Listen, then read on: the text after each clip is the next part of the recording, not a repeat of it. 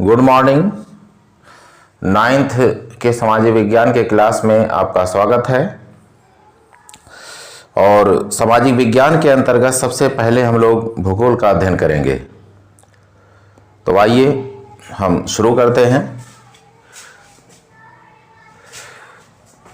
देखिए, भूगोल के पहले अध्याय का नाम है भारत, आकार और स्थिति। भारत, आकार और स्थिति। तो यहाँ देखिए, पहले से ही हमने कुछ पॉइंट नोट कर दिया है कि भारत की स्थिति कहाँ पे है। जैसा कि यहाँ दर्शाया गया है, उत्तरी गोलार्ध में है, इतने अक्षांश पे, इतने देशांतर पे ये स्थित है। तो यहाँ पर इस तरह से समझिए आप कि भारत जो है पृथ्वी पे कहाँ स्थित है, इसके बारे में आपको जानना है। तो यानी जैसे ये माना कि ये पृथ्वी है, अब पृथ्वी जो है, पृथ्वी पे जो है भारत कहाँ पे है, इधर है या फिर पूरब, पश्चिम, उत्तर, दक्षिण, किधर है, या फिर बीच में है, या फिर और कहीं किनारे पे है। तो इन सब जानने के लिए, इन सब चीज़ों को जानने के लिए जो है विद्वानों ने जो है अक्षांश और देशांतर का सहारा लिया है। तो अक्षांश और देशांतर, सबसे पहले हम लोग जानेंगे अक्षांश के बारे में। अक्षांश के बारे में हम लोग पहले जानेंगे कि अक्षांश क्या चीज़ है। तो अक्षांशों से ये पता चलता है कि पृथ्वी पर कोई स्थान उत्तर में है या फिर दक्षिण में है। तो विद्वानों ने सबसे पहले जो है एक बीच में रेखा खींची, इसका नाम रखा भूमध्य रेखा। 0 डिग्री अक्षांश रेखा को भूमध्य रेखा या विषुवत रेखा भी इसको कहते हैं, या विषुवत रेखा भी इसको कहते हैं। रेखा की जगह पे वृत्त शब्द का भी इस्तेमाल किया जा सकता है, क्योंकि पृथ्वी जो है गेंद की तरह होती है। तो जो रेखा बनती है वो वृत्त की तरह बनती है, इसलिए इसको भूमध्य रेखीय वृत्त कह सकते हैं, विषुवत वृत्त भी कह सकते हैं। तो ये भूमध्य रेखा है। भूमध्य रेखा के उत्तरी साइड में ये उत्तर है और ये दक्षिण है। हमेशा मैप में ऊपर जो है उत्तर होता है, नीचे दक्षिण होता है। तो ये क्या है, ये जो आधा गोला है, गोलार्ध, यानी गोला का आधा, ये उत्तरी साइड में, इसको कहा जाता है उत्तरी गोलार्ध। उत्तरी गोलार्ध है, गोलार्ध का मतलब गोला का आधा। ये क्या है, दक्षिणी गोलार्ध है, दक्षिणी गोलार्ध। तो एक बात तो स्पष्ट हो गई कि भारत जो है भूमध्य रेखा के उत्तर में, अर्थात उत्तरी गोलार्ध में स्थित है। लेकिन उत्तरी गोलार्ध तो बहुत बड़ा है, यानी आधा पृथ्वी। अभी भी एकदम से क्लियरिटी नहीं है कि भारत कहाँ पे है, एकदम एग्जैक्ट पोजीशन अभी पता नहीं चल पा रहा है। तो इसके लिए जो है और हमको अंदर थोड़ा जाना होगा। तो देखिए, जैसे ये क्या है, विद्वानों ने पहले एक रेखा माना 0 डिग्री अक्षांश रेखा, जिसको भूमध्य रेखा का। अब इस तरह से तमाम अक्षांश रेखाएं हैं, यानी 90 डिग्री तक अक्षांश रेखाएं खींची जा सकती हैं। 90 डिग्री तक उत्तर साइड में, और ये दक्षिण साइड, 90 डिग्री तक अक्षांश रेखाएं दक्षिण साइड में खींची जा सकती हैं। अब जो है आप ध्यान से देखिए कि भारत जो है क्या बताया गया है, उत्तरी अक्षांश, यानी भूमध्य रेखा के उत्तर में है, 8 डिग्री 4 मिनट से 37 डिग्री 6 मिनट के बीच में। तो मान लेते हैं, जैसे देखिए ये 0 डिग्री है। अब एक इधर 1 2 3 4 5 6 7, 1 2 3 4 5 6 7, इस तरह 90 अंश तक जो है रेखाएं आप खींच सकते हैं। 90 से ज़्यादा नहीं हो सकता, ठीक है। फिर इधर भी जो है 90 अंश तक की रेखाएं खींच सकते हैं। 1 2 3 4 5 6 7, इस तरह 90 डिग्री तक। तो भारत जो है कहाँ पे स्थित है, 8 डिग्री 4 मिनट। तो मान लेते हैं, कुछ क्षणों के लिए मान लेते हैं कि जैसे 1 2 3 मान लेते हैं कि यहाँ हम 8 एक रेखा मान लेते हैं जो 8 डिग्री पे है। चलिए यहाँ थोड़ा अलग कलर से दर्शा लेते हैं। माना कि ये जो है 8 डिग्री वाली 8 डिग्री 4 मिनट वाली रेखा है, 8 डिग्री 4 मिनट वाली। इसके अलावा जो है फिर बात कर रहा है 37 डिग्री, तो 8 के बाद में 9 10 इस तरह से जाके 37 डिग्री। तो 37 डिग्री मान लेते हैं हम। चलिए यहाँ मान लेते हैं एक रेखा को, अलग कलर से हमने दर्शा दिया है। 37 डिग्री 6 मिनट। अब देखिए, कहने का मतलब भारत इसी बीच में है, 8 डिग्री 4 मिनट से लेकर 37 डिग्री 6 मिनट। अब यहाँ डिग्री और मिनट की बात है। देखिए, जैसे मान लीजिए कि अगर डिग्री यानी अंश भी इसको हिंदी में कहते हैं, इसको इस तरह दर्शाया जाता है इस चिन्ह द्वारा, और अगर इसको पाई एक पाई की तरह रख दिए तो इसको 5 मिनट कहेंगे, और अगर इसको जो है 2 रख दिए तो क्या हो जाएगा, 5 सेकंड हो जाएगा। तो इस तरह से मतलब ये गणना के लिए अंशों का, ठीक है, कि मतलब इस तरह से इस्तेमाल किया जाता है कि 5 डिग्री या 8 डिग्री 4 मिनट, यानी 60 मिनट बराबर 1 डिग्री हो जाता है। 60 मिनट बराबर 1 डिग्री। तो ये ध्यान में रखना। तो 8 डिग्री 4 मिनट बराबर इसके और 37 डिग्री 6 मिनट के बीच में भारत स्थित है। अब जो है उत्तर दक्षिण तो पता चल गया भारत की स्थिति के बारे में। अब एक चीज और ध्यान देखेंगे, यानी भारत इसी बीच में है, लेकिन अभी ये एक चीज और नहीं स्पष्ट हो पा रहा है कि भारत जो है इस पश्चिम साइड में है या पूर्व साइड में है या बीच में है। यानी पूर्व और पश्चिम का विस्तार अभी भारत का पता नहीं चल पा रहा है। तो इसके लिए जो है देशांतर रेखाओं का सहारा लेना पड़ा विद्वानों को। देखिए, बीच में जो है एक रेखा, जिस तरह से ये भूमध्य रेखा खींची गई थी बीच में, इसी तरीके से एक रेखा बनाई गई दोनों ध्रुवों को मिलाते हुए, ठीक है। और इस तरह से जो है इसको रखा गया 0 डिग्री देशांतर रेखा। 0 डिग्री देशांतर रेखा, इसका नाम क्या दिया गया, प्रधान देशांतर रेखा। प्रधान देशांतर रेखा। अब प्रधान देशांतर रेखा के अगर ये पूर्व साइड है और ये पश्चिम साइड है, इस पूरे हिस्से को पूर्वी गोलार्ध कहते हैं। इस पूरे हिस्से को पूर्वी गोलार्ध और इसको जो है पश्चिमी गोलार्ध कहते हैं। यानी अगर देशांतर के हिसाब से देखा जाए तो भारत जो है पूर्वी गोलार्ध में स्थित है, जैसा कि यहाँ दिखाया गया है पूर्वी देशांतर, ठीक है। तो ये 2 गोलार्ध है, एक पश्चिमी गोलार्ध और एक पूर्वी गोलार्ध।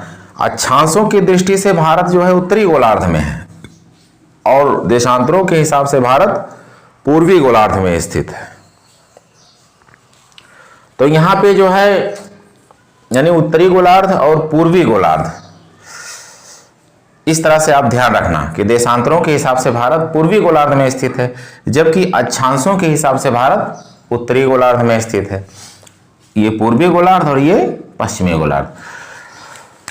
तो इस तरह से जो है 180 जो है देशांतर रेखाएं पूर्वी गोलार्ध में खींची जा सकती हैं 180 डिग्री तक के। 180 डिग्री और इधर भी 180 डिग्री तक के रेखाएं, देशांतर रेखाएं खींची जा सकती हैं। इस चीज को ध्यान में रखना है। 180 इधर, 180 इधर।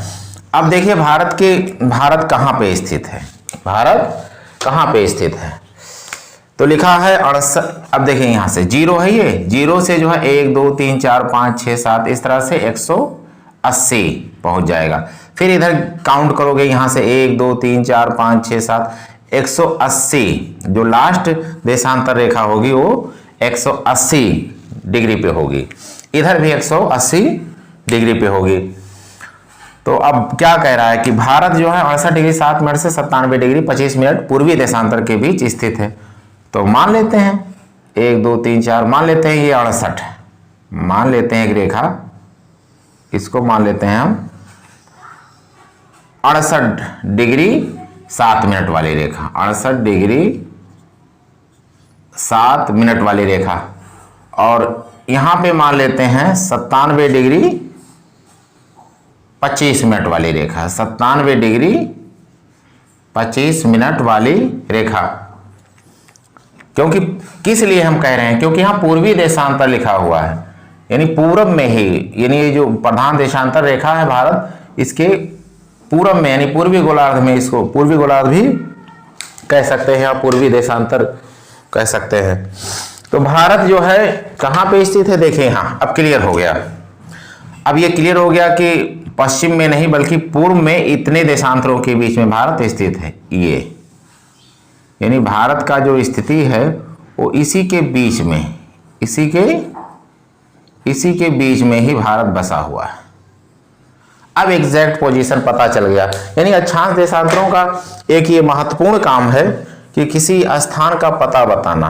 अक्षांश से क्या पता चलता है, पृथ्वी पर कोई स्थान उत्तर में है या दक्षिण में है, और देशांतरों के माध्यम से क्या पता चलता है कि कोई स्थान पृथ्वी पर पूरब में है या फिर पश्चिम साइड में है। तो इस चीज को ध्यान में रखना। अब फिर हम आगे बढ़ते हैं अगले पॉइंट पर। अगला पॉइंट क्या है, अगला पॉइंट है कि कर्क रेखा। कर्क रेखा क्या है, तो देखिए अभी हमने बताया आपको कि ये क्या है, भूमध्य रेखा। ये भूमध्य रेखा है, 0 डिग्री अक्षांश वाली रेखा को भूमध्य रेखा कहते हैं। इसी तरह से 23.5 डिग्री, 23 सही 1/2, 23.5 डिग्री वाली अक्षांश रेखा को, उत्तरी अक्षांश रेखा को कर्क रेखा कहते हैं, कर्क रेखा। और 23.5 डिग्री दक्षिणी अक्षांश वाली रेखा को मकर रेखा कहते हैं। ध्यान देना यहाँ पे। और 0 डिग्री अक्षांश वाली रेखा को भूमध्य रेखा कहते हैं, भूमध्य रेखा कहते हैं। अब यहां ध्यान दीजिए आप, ये सब क्या हैं, अक्षांश रेखाएं हैं, लेकिन इनका एक खास नाम दे दिया गया है। यानी कर्क रेखा का मतलब है कि जो 23.5 डिग्री उत्तरी अक्षांश रेखा है, इसको एक नाम दे दिया गया है, कर्क रेखा। इसी तरीके से 0 डिग्री अक्षांश रेखा का एक अलग नाम दे दिया गया है। और ये जो है 23.5 डिग्री दक्षिणी अक्षांश रेखा को मकर रेखा कहा गया है। इसको हम ऐसे समझ सकते हैं कि जैसे क्लास है, मान लीजिए अब क्लास में स्टूडेंट तो सभी को कह सकते हैं, लेकिन अगर हमने कह दिया नहीं राहुल, सोहन, मोहन, तो इसका मतलब क्या हुआ कि हम किसी खास स्टूडेंट की बात कर रहे हैं। तो इसी प्रकार से यानी जो अक्षांश रेखाएं हैं इनको स्टूडेंट आप मान लीजिए, और जो नाम अगर कोई पर्सनल नाम लेकर पुकार रहा है, राहुल, सोहन, मोहन, रोहन, ठीक है, तो इसका मतलब कि ये नाम इस तरह से रख दिया गया है। जैसे भूमध्य रेखा, कर्क रेखा, मकर रेखा, यानी 23.5 डिग्री जो दक्षिणी अक्षांश रेखा है इसको मकर रेखा कहेंगे। तो अब ध्यान दीजिए, यहाँ पे आपको समझना क्या है कि कर्क रेखा भारत के बीचों बीच से होके गुजरती है। तो अब ये कर्क रेखा है, ये कर्क रेखा है। अब कर्क रेखा जो है, देखिए भारत जो है, आपने अभी पढ़ा कि 8 डिग्री 4 मिनट, 8 डिग्री 4 मिनट से लेकर के 37 डिग्री 6 मिनट के बीच में भारत स्थित है। अब 8 और 37 इसके बीच में क्या आ रहा है, 23.5 डिग्री इसी के बीच में ही तो आ रहा है, और भारत जो है इस तरह से स्थित है, ठीक है। तो कर्क रेखा भारत के बीचों बीच से होके गुजरती है, इसीलिए कहा जाता है। अब इसको आप बड़े मैप में भी देख सकते हैं, यहाँ पे इसको हमने पहले से बना के रखा है। देखिए कर्क रेखा जो है ये गुजरात है, ये गुजरात है, गुजरात से कर रेखा यहाँ से इस तरह से गुजरती है। देखिए कैसे कैसे, अगर राज्यों के, भारतीय राज्यों की दृष्टि से अगर देखा जाए तो सबसे पहले गुजरात, फिर राजस्थान, राजस्थान के बाद में मध्य प्रदेश, फिर छत्तीसगढ़, फिर झारखंड, फिर पश्चिम बंगाल, फिर ये बांग्लादेश आ जाता है, फिर त्रिपुरा, फिर मिजोरम। यानी ये इसका रूट है। देखिए अब आधा भारत इधर उत्तर में, आधा भारत दक्षिण में, इसीलिए कहा जाता है कि कर्क रेखा जो है भारत के बीचों बीच से गुजरती है। यानी 23.5 डिग्री अक्षांश वाली रेखा भारत के बीचों बीच से होके गुजरती है। तो इसके लिए हमारे पास ट्रिक भी है एक, थोड़ा ध्यान दीजिए आप लोग, याद करने के लिए, आपकी आसानी के लिए हमने इसको ढूंढा है कि आपको याद हो जाए। हमको तो याद है लेकिन आप जो है याद कर लीजिए कि देखिए बहुत शार्ट ट्रिक है कि कर्क रेखा किन किन भारतीय राज्यों से होके गुजरती है, क्वेश्चन भी आता है। तो जैसे इसको यहां लिख लेते हैं, मित्र, मित्र, मित्र पर, अलग अलग लिख, मित्र पर गमछा, गम छा झार, मी मतलब मिजोरम, मी का मतलब मिजोरम, तारा का मतलब हो गया त्रिपुरा, त्रिपुरा,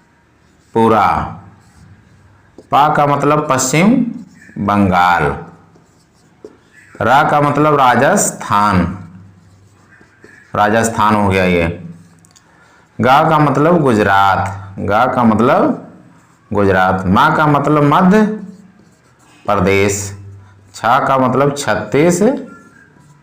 छत्तीसगढ़, झार का मतलब झारखंड, झारखंड।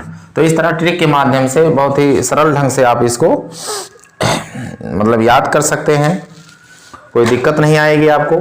और फिर हम आगे बढ़ते हैं, इसको मित्र पर गमछा झार, ये ट्रिक है, ठीक है। भारतीय राज्यों से, किन किन भारतीय राज्यों से होकर के कर्क रेखा गुजरती है। अब आगे देखिए कि अंडमान निकोबार द्वीप समूह कहाँ पे है और लक्षद्वीप समूह कहाँ पे है। ये दोनों भारत के केंद्र शासित प्रदेश हैं। तो भारत के मुख्य भूभाग पर ये नहीं है, बल्कि ये जलीय क्षेत्र में है। तो ये वाला जो जलीय क्षेत्र है, ये कौन सा जलीय क्षेत्र है, इसका क्या नाम है, बंगाल की खाड़ी। ये बंगाल की खाड़ी है, बंगाल के नाम से पड़ा है इसका, ये बंगाल की खाड़ी है। अब बंगाल की खाड़ी में जो है एक द्वीप समूह है, अंडमान निकोबार द्वीप समूह। इसकी राजधानी पोर्ट ब्लेयर है। यानी भारत के मुख्य, जो भारत का ये मुख्य भूभाग है, इससे अगर दक्षिण और पूर्व की तरफ बंगाल की खाड़ी में अंडमान निकोबार द्वीप समूह स्थित है। इसी प्रकार से इधर चले आइए, इधर क्या है, इधर जो जलीय क्षेत्र है वो जो है अरब सागर है। कौन सा है, अरब सागर। तो अरब सागर में एक द्वीप समूह है, लक्षद्वीप समूह।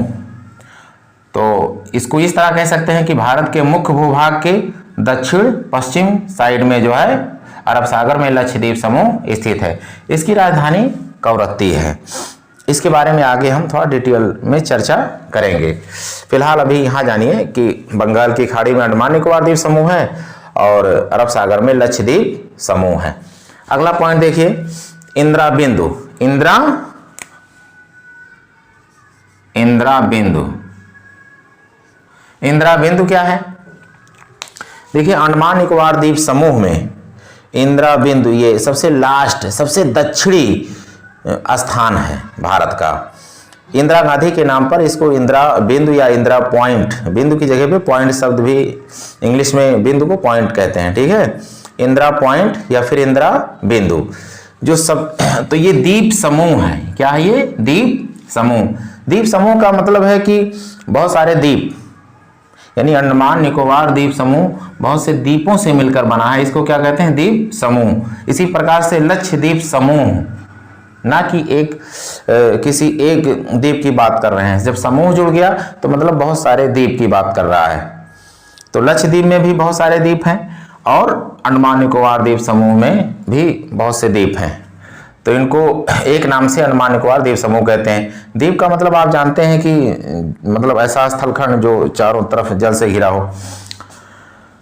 तो जो सबसे लास्ट द्वीप है अंडमान निकोबार द्वीप का, उसका नाम है ग्रेट निकोबार।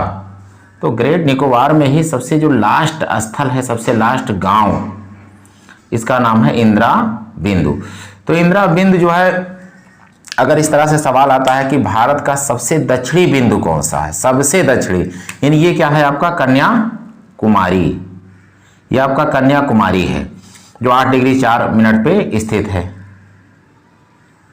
यानी मुख्य जो भूभाग है इसका सबसे दक्षिणी बिंदु कन्याकुमारी है, लेकिन और भी ज्यादा दक्षिण में इंदिरा बिंदु है, क्योंकि ये इससे भी दक्षिण में है। ये 8 डिग्री 4 मिनट पे स्थित है और ये 6 डिग्री 4 मिनट पे, यानी और ज्यादा नीचे दक्षिण में।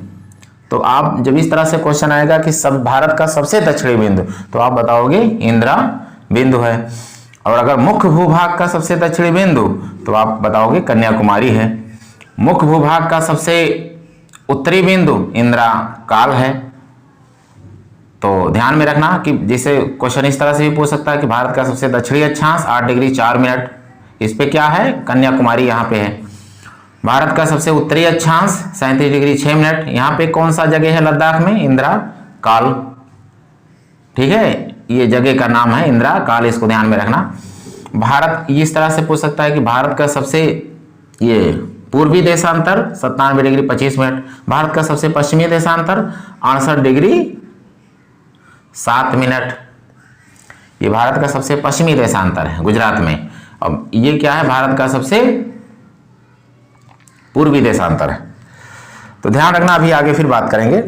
तो इंदिरा बिंदु के बारे में एक मतलब आपके टेक्स्ट बुक में एक बात आई है कि दरअसल में यहाँ पे पड़ता है इंडोनेशिया। तो इंडोनेशिया के पास जो है 2004 में सागर में एक ही बहुत ही भयानक जो है सुनामी की उत्पत्ति हुई थी। सुनामी का मतलब यानी लहरें, ठीक है, जो तट की तरफ लहरें आती हैं, समुद्र में लहर पैदा हो जाती है, जो बड़ी बड़ी ऊंची लहरें होती हैं, तो वो जाके तटों पे नुकसान पहुंचाती हैं। जो द्वीप होते हैं उस पर व्यक्ति बसे होते हैं, जानवर होते हैं, तो वहाँ जो है उन लोगों की जीवन लीला समाप्त कर देते हैं। लहरें इतनी ऊंची होती हैं कि अचानक उसकी चपेट में आ जाते हैं लोग और मारे जाते हैं।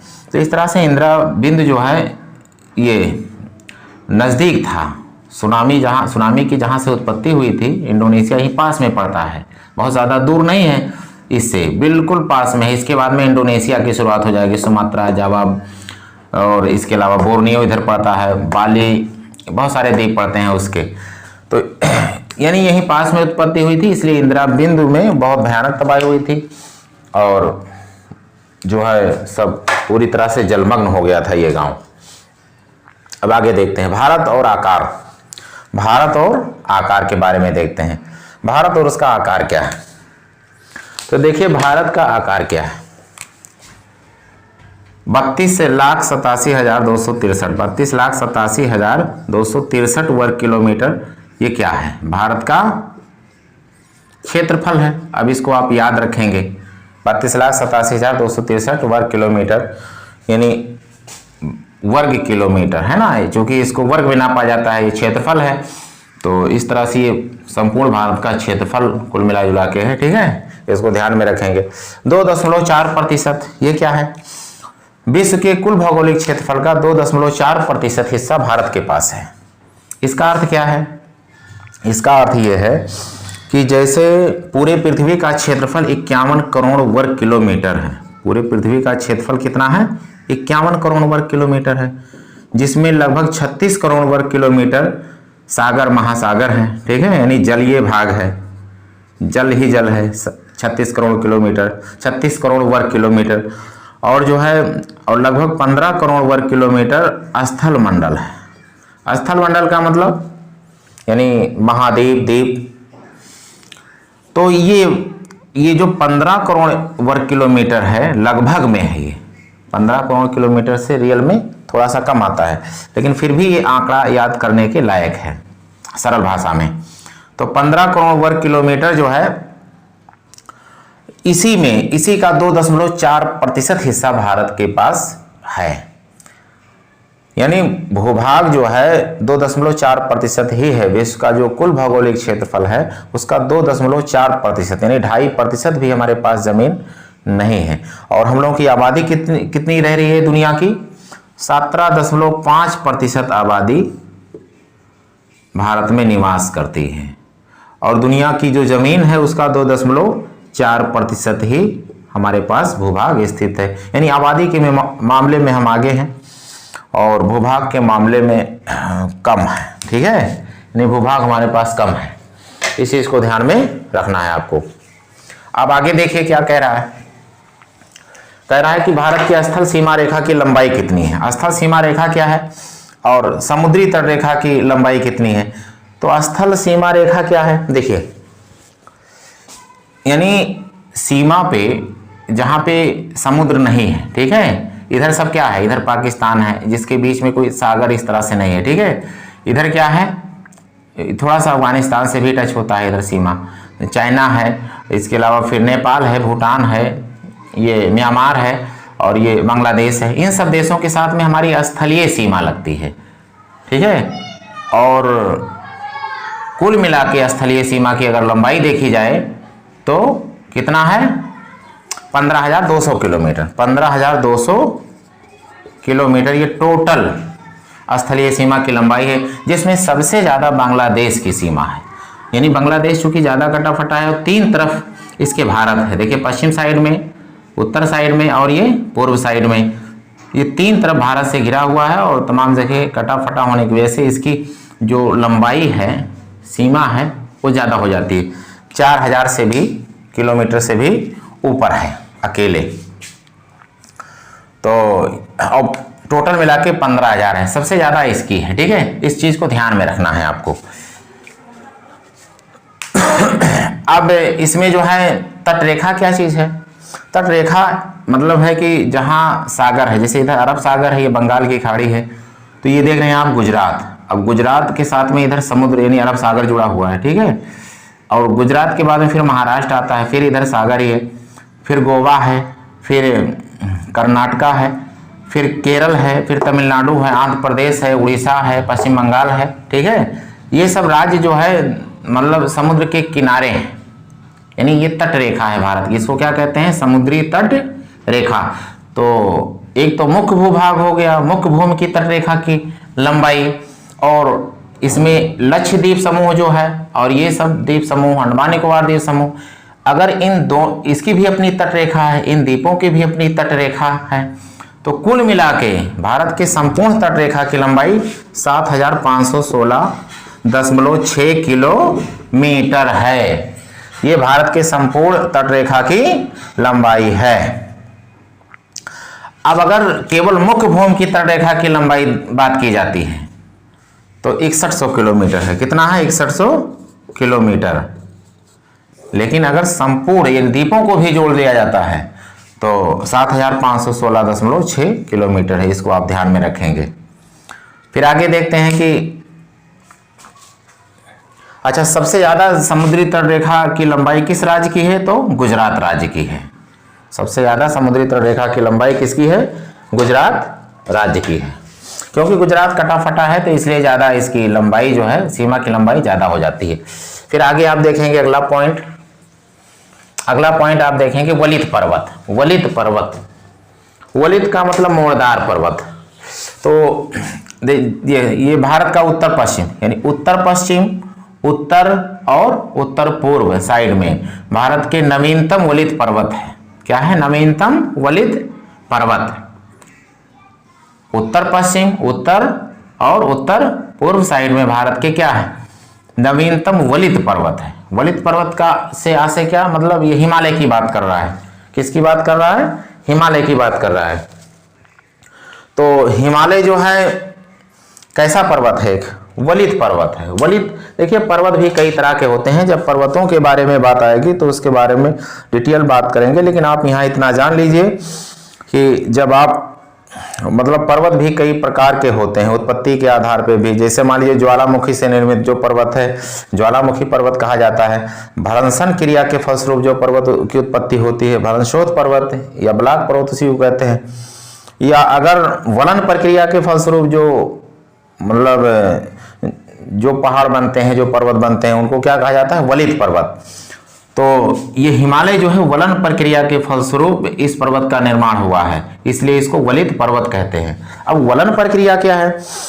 आप जब हिमालय की उत्पत्ति के बारे में आगे पढ़ेंगे तो उसमें देखेंगे कि जहाँ हिमालय है पहले वहाँ सागर हुआ करता था, और जो है उसके इसको यहाँ देख लेते हैं, ठीक है, कि यहाँ पे क्या था? ये टेथिस नाम का सागर था। टेथिस कहो या टेथिस कहो, बात एक है। टेथिस नाम का एक सागर था। ये क्या था? गोंडवाना लैंड, और इधर अंगारा लैंड, ठीक है। अब ये दो चट्टानें करीब आई, इधर से नदियां आके इसमें गिरती थी, अपना अवसाद जमा करती थी, और उसके बाद में ये दोनों चट्टानें जो है मतलब भूगर्भीय हलचल की वजह से ये दोनों गोंडवाना लैंड और अंगारा लैंड करीब आए, और जब करीब आए तो बीच का जो मलबा था, जो नदियां इसमें मलबा जमा कर रही थी, उसमें जब ये करीब आई तो क्या हुआ? इस मलबा में मोड़ पड़ गया। इस मलबा में क्या हो गया? मोड़ पड़ गया, और इस तरह से जो है ये पर्वत का निर्माण, यानी दो जब करीब आए तो इस वजह से ये ऊपर नीचे है ना, इस तरह से मोड़ पड़ गया पर्वतों में। यानी वलन का मतलब क्या होता है? मोड़। वलन का मतलब क्या होता है? मोड़। तो हिमालय की उत्पत्ति इसी तरह से हुई, यानी जहाँ टेथिस सागर है पहले यहीं पे जो है यही हिमालय पर्वत पहले था, ठीक है। सॉरी, जहाँ टेथिस सागर पहले था इसी जगह पे हिमालय पर्वत की उत्पत्ति हुई, और वो भी दो मोड़दार, मतलब मोड़ पड़ गया इसमें जो अवसादें थी। तो ध्यान रखना जो है कि इसको वलित पर्वत कहते हैं। ये हिमालय क्या है? एक वलित पर्वत है। हिमालय एक वलित पर्वत है। आज भी इसका विकास जारी है, आज भी इसका उत्थान जारी है, आज भी ऊपर बढ़ रहा है, क्योंकि दोनों अंगारा और गोंडवाना लैंड जो है आज भी जो है आमने सामने बल कार्य कर रहा है। वलन प्रक्रिया में यही होता है कि आमने सामने बल कार्य करता है, बीच में जो चट्टानें हो, जो अवसाद या मलबा होता है उसमें मोड़ पड़ जाता है, इस तरह से पर्वत की उत्पत्ति होती है, भाग ऊपर उठ जाता है। आगे देखते हैं कि भारत का 22 डिग्री उत्तरी अक्षांश के उत्तर में भारत चौड़ा है और दक्षिण में भारत सकरा होता गया है। देखिए यहाँ से क्या है? कर्क रेखा 23.5 डिग्री अक्षांश रेखा गुजरती है, और 23.5 ये है, और जस्ट उसके यानी आधा डिग्री नीचे आइए, आधा डिग्री का मतलब 30 मिनट। अब यहाँ पे देखिए आप, ये 22 डिग्री अक्षांश रेखा है। अब 22 डिग्री अक्षांश रेखा के उत्तर साइड में देखिए आप, भारत चौड़ा नजर आ रहा है, यानी हिमालय के, यानी इधर देखिए जो 22 डिग्री अक्षांश रेखा है इसके उत्तर में भारत चौड़ा है, और इस साइड में क्या है? दक्षिण साइड में भारत सकरा होता गया। देखिए सिकुड़ता गया है, सकरा होता गया है, और इधर क्या है? भारत चौड़ा है, इसकी बात कर रहा है। अब आगे देखिए कि भारतीय मानक समय क्या है? भारतीय मानक समय, तो मानक समय देखिए, पहले मानक समय जानने से पहले आप देखिए क्या चीज है, समय का निर्धारण कैसे होता है। तो हमने पढ़ा था कि ये देशांतर रेखाएं होती हैं इस तरह से। ये कौन सी रेखाएं हैं? देशांतर रेखाएं ये सब हैं। ये सब क्या है? देशांतर, ये सब देशांतर रेखाएं हैं। तो एक तो हमने पढ़ा था कि देशांतर रेखा का जो है काम आता है कि कोई स्थान पता बताने के लिए कि पश्चिम साइड में है या पूर्व साइड में है, लेकिन इसका एक और महत्वपूर्ण काम है, समय बताने के लिए भी इसका इस्तेमाल किया जाता है। हर एक देशांतर के बीच में 4 मिनट का अंतर होता है। कहने का मतलब कि अगर एक देशांतर रेखा पे 8:04 हो रहा है तो दूसरे वाले पे 8:08 होगा, 4 मिनट का डिफरेंस आ जाता है। क्योंकि इसको आप ऐसे समझ सकते हैं कि मान लिया कि एक हाथ हमारा सूरज, ये हाथ पृथ्वी है, इसको मान लेते हैं पृथ्वी, ये हाथ पृथ्वी, ये हाथ सूरज। अब रोशनी जो है पड़ेगी इस हाथ पे, देखिए, और ये उंगलियों को मान लेते हैं, ये सब देशांतर रेखाएं हैं। तो 24 घंटे में पृथ्वी क्या है कि अपना घूर्णन अक्ष यानी 24 घंटे में एक बार घूम जाती है। तो बारी बारी से जो देशांतर रेखाएं हो सूरज की किरणों के सामने से बारी बारी से सामने आते हैं। तो जहां सामने आते हैं वहां उजाला होता जाता है, और ठीक सीधा पड़ने का मतलब कि 12 बज गए हैं, और जैसे जैसे जो है मतलब नीचे जाता है उस तरह से 2, 3, 4, 5 है ना, एक समय ऐसा आ जाता है कि रात हो जाती है जब दूसरे साइड में चला जाता है। तो ये क्या होता है, रियल में ऐसे ही है कि जो अक्षांश जो देशांतर रेखा सामने पड़ता है वहां उजाला होती है, और इस तरह से ये पृथ्वी तो रुकने वाली है नहीं, वो तो अपना काम कर ही रही है, घूम रही है। तो ये स्थानीय समय अलग अलग होता है, ठीक है, इसको कहते हैं स्थानीय समय। क्या कहते हैं इसको, स्थानीय समय। अब मान लीजिए यहाँ कुछ हो रहा है, एक देशांतर रेखा पे कुछ टाइम हो रहा है, दूसरे पे यहाँ पे दूसरा टाइम होगा, ठीक है, ये क्या होता है, स्थानीय समय। तो पूरे पृथ्वी पर स्थानीय समय अलग अलग होता है।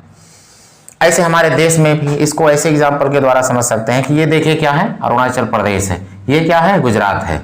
अब गुजरात और अरुणाचल प्रदेश ये 68 डिग्री 7 मिनट पश्चिमी देशांतर है, और 97 डिग्री 25 मिनट ये पूर्वी देशांतर भारत का है। अब 97 में से जो है आप 65 डिग्री इसको घटाइए तो लगभग कितना आता है, लगभग आता है 30 डिग्री का अंतर आ जा रहा है, 30 डिग्री का अंतर आ जा रहा है लगभग में, 97 में से 68। अब देखिए, अब इसको जो है आप 4 मिनट का हर देशांतर के बीच में अंतर आ जाता है।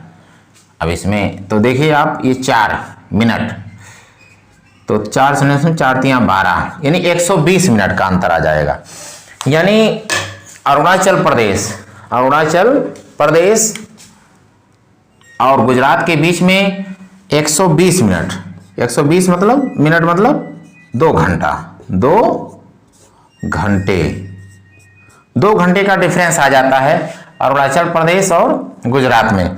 कहने का अर्थ ये है कि अगर गुजरात में दिन के 12 बज रहे हों तो अरुणाचल प्रदेश में दिन के 2 बजेंगे। ये क्या है, ये स्थानीय समय है, ये स्थानीय समय है गुजरात और अरुणाचल प्रदेश की। तो इसी चूंकि अब इस तरह से टाइम स्थानीय समय पूरे देश में अलग अलग होगा, तो इससे काम काज में दिक्कत आएगी सरकार को भी। तमाम जो है, जैसे मान लीजिए रेलवे चलती है, अब रेलवे में कहीं कुछ बजेगा कहीं कुछ बजेगा, तो इससे दुविधा पैदा होगी। बैंक है तो बैंक में भी काम में दिक्कत आएगी, कितने बजे लेन देन हुआ, क्या हुआ। तो इन सारी अव्यवस्थाओं को दूर करने के लिए सभी देश एक मानक रेखा मान लेते हैं, कि उस रेखा को मान लेते हैं कि जो वहां बजेगा वो मतलब सब जगह मान लिया जाएगा कि उतना ही बजा है। तो जैसे मान लीजिए कि इसमें भारत में जो है एक मानक समय मान लिया गया है, जो ये रेखा है 82.5 डिग्री पूर्वी देशांतर, 82.5 डिग्री पूर्वी देशांतर। देखिए 68 डिग्री 7 मिनट, 97 डिग्री 25 मिनट। अब इसके बीच में क्या आएगा, 82 डिग्री, ये 82 डिग्री है, 82 डिग्री 30 मिनट, ये पूर्वी देशांतर रेखा है। तो पूर्वी देशांतर रेखा को ही क्या मान लिया गया है, भारत का मानक समय माना गया है। तो भारत का मानक समय जो है क्यों माना गया, क्योंकि 68 डिग्री और 97 डिग्री के बीच में ही आता है। अब जब यहाँ 12 बजेगा तो पूरे देश में 12 बजेगा, यहाँ 2 बजेगा तो पूरे देश में 2 बज जाएगा, 3 बजेगा तो पूरे देश में 3 बज जाएगा। यानी इसको मान लिया गया कि 82.5 डिग्री देशांतर रेखा पे सूरज मतलब जिस हिसाब से पड़ेगा, सीधा पड़ेगा तो 12 बज गया है, ठीक है, तो पूरे देश में मान लिया जाएगा। अब स्थानीय समय कुछ भी हो, इससे मतलब नहीं है, ये 82.5 डिग्री पूर्वी देशांतर रेखा को मान लिया गया, इसीलिए कहा गया भारतीय मानक समय, यानी इंडियन स्टैंडर्ड टाइम इसको कहते हैं, यानी माना गया है। ये रेखा जो है, जो मिर्जापुर से, उत्तर प्रदेश के मिर्जापुर से होके जाती है, इस चीज को आपको ध्यान में रखना है। मिर्जापुर से ही लिया जाता है, मतलब गणना की जाती है कि ये रेखा गई है। आगे देखो, हालांकि ये 5 राज्यों से होके जाती है, लेकिन 9th में इतना ये महत्वपूर्ण नहीं है, आगे इसके बारे में और डिटेल में चर्चा करेंगे। अब आगे देखो, इधर देखिए आप, एक चीज और ध्यान में रखिएगा कि ये क्या जो दिया है, ये भारत की लंबाई है, 3214 किलोमीटर। 3214 किलोमीटर ये क्या है? ये भारत की लंबाई है, भारत की लंबाई है। या इसको कह सकते हैं कि भारत का उत्तर और दक्षिण का विस्तार है।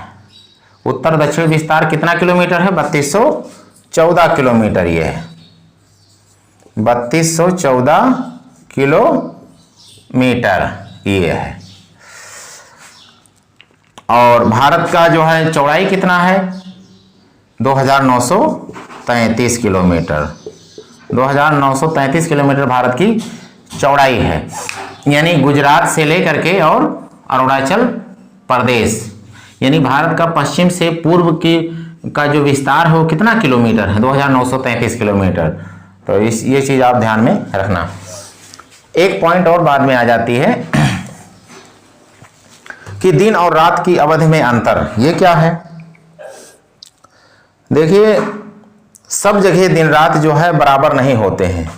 दिन रात की अवधि बराबर का मतलब क्या है? देखिए, जैसे कि ये पृथ्वी है, ये क्या है? भूमध्य रेखा है।